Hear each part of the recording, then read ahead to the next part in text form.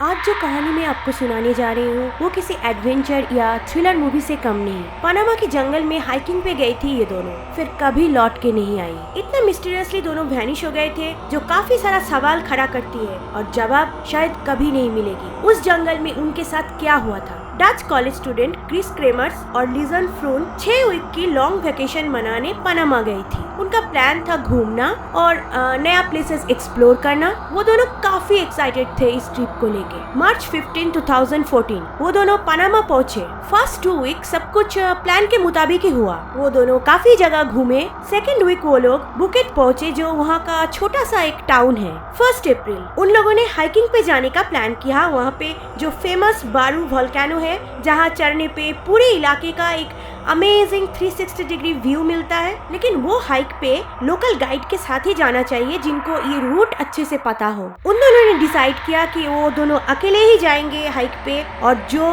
उनकी सबसे बड़ी गलती थी। वो दोनों जिस डॉर्मिटरी में रह रहे थे वहाँ का डॉग को भी साथ में ले लिया। उनके साथ था digital camera, water bottles, mobiles और बाकी नेसेसरी सामान। हाइकिंग के शुरुआत में उन्होंने बहुत सारा फोटोज लिया। उस रात वो डॉग तो वापस आ गया लेकिन वो दोनों लड़की वापस नहीं आई। डॉर्मिटरी ओनर ने सोचा कि शायद नेक्स्ट डे मॉर्निंग तक वो दोनों वापस आ जाएंगे। उन लड़कियों ने ट्रिप के दौरान उनके पेरेंट्स को हमेशा अपना वेयर अबाउट्स और अपडेट्स देते थे, लेकिन उस दिन के बाद उनके तरफ से कोई मैसेज नहीं आया। 2 अप्रैल अथॉरिटीज को इन्फॉर्म किया गया और सर्च टीम ने उन्हें ढूंढना शुरू किया। नेक्स्ट कुछ दिन तक सर्च चालू थी लेकिन उनका कोई साइन नहीं मिला। 6 अप्रैल उनका पेरेंट्स पनामा पहुंचे। $30,000 अनाउंस किया गया रिवॉर्ड मनी अगर किसी को भी उन लड़कियों के बारे में कुछ भी पता हो तो। पनामा में ये अमाउंट काफी बड़ा रकम है क्योंकि वहाँ के लोग दिन में मैक्सिमम $10 ही कमाते थे।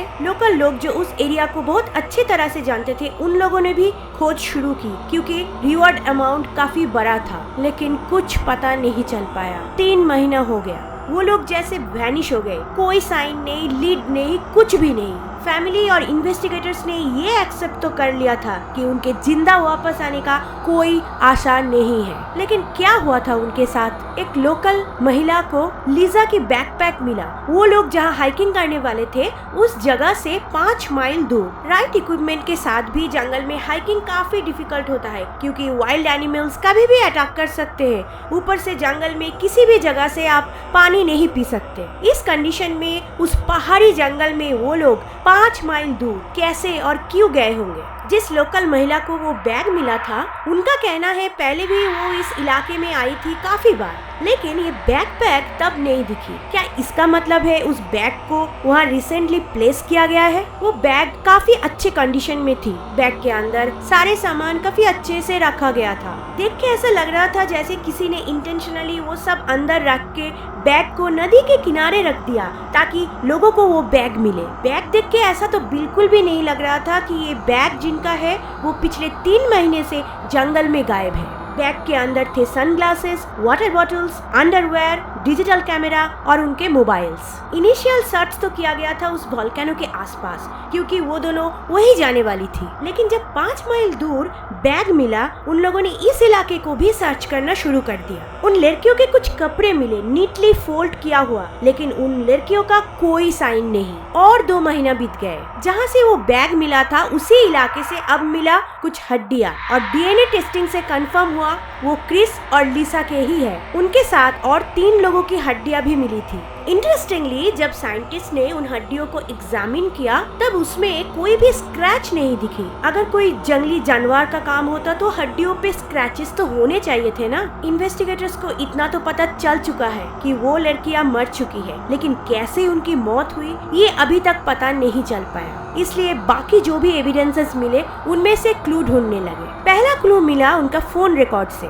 1 अप्रैल हाइकिंग स्टार्ट करने के 1 घंटे बाद ही जैसे एंजाइटी में आके वो लोग बार बार हेल्प नंबर पे कॉल करने की कोशिश की, लेकिन एक बार भी वो कॉल कनेक्ट नहीं हुआ। अगले 4 दिन तक उन लोगों ने लगातार कोशिश की, फिर लिसा के फोन की बैटरी खत्म हो गई। क्रिस ने लगातार अपना फोन ऑन और ऑफ किया इस कोशिश में कि उसे किसी तरह से सिग्नल मिल जाए। 6 अप्रैल कुछ इंटरेस्टिंग घटना घटी। किसी ने लगातार क्रिस की फोन को अनलॉक करने की कोशिश की। अप्रैल 7 और 10 के बीच 77 कॉल किया गया है हेल्प नंबर पे। 11 अप्रैल फोन के बैटरी खत्म हो गई। अब इन्वेस्टिगेटर्स ने कैमरा में लिया गया फोटोज को एनालाइज करना शुरू किया। हाइकिंग के शुरू में वो दोनों काफी एक्साइटेड दिख रहे थे, लेकिन बाद में जैसे उनके एक्सप्रेशन चेंज होते गए, कुछ तो गलत था।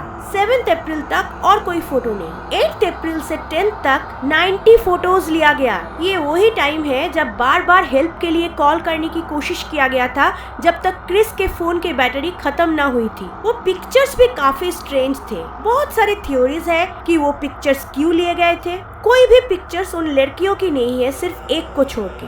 उस एक फोटो में क्रिस के सर का पीछे का हिस्सा दिख रही है और लग रहा था जैसे उसके सर से ब्लीडिंग हो रही है। बाकी सारे फोटोज अंधेरे में लिया गया था, जंगल, पत्थर और जमीन का। देन एक कैंडी के रैपर का फोटो। कौन ले रहा था ये फोटोज, वो लड़कियां या कोई और? कैमरा में से एक पिक्चर को डिलीट किया गया था और वो रिसाइकिल नहीं, परमानेंटली डिलीट किया गया था। एक थ्योरी है कि शायद लड़कियों ने रास्ता खो दिया था, बाद में उनकी मौत हो गई, लेकिन ये थ्योरी सेटिस्फैक्टरी नहीं है। कई सारी चीज है जो इंडिकेट करती है कि उनका मर्डर हुआ था। 5 माइल दूर वो लोग कैसे पहुँचे, जबकि राइट इक्विपमेंट के साथ भी चलना उस पहाड़ी जंगल में काफी मुश्किल है। उनको ना तो रूट पता था, ना ही उनके साथ कोई गाइड था। इवन वो लोग फ्लैश लाइट भी कैरी नहीं कर रहे थे। अगर वो 5 माइल कैसे भी गए होंगे, फिर उनके हड्डियां चारों तरफ बिखरा हुआ क्यों था? और 3 लोगों की जो हड्डियां मिली वो कौन थे? अगर किसी एनिमल ने उनके हड्डियों को बिखर दिया था, तो हड्डियों के ऊपर स्क्रैच मार्क क्यों नहीं है? क्रिस का फोन कौन अनलॉक करने की कोशिश किया था? क्या क्रिस के मौत के बाद लिजा ने किया था? कैमरे में वो फोटोज किसने और क्यों क्लिक किया? उस बैकपैक को किसने प्लेस किया?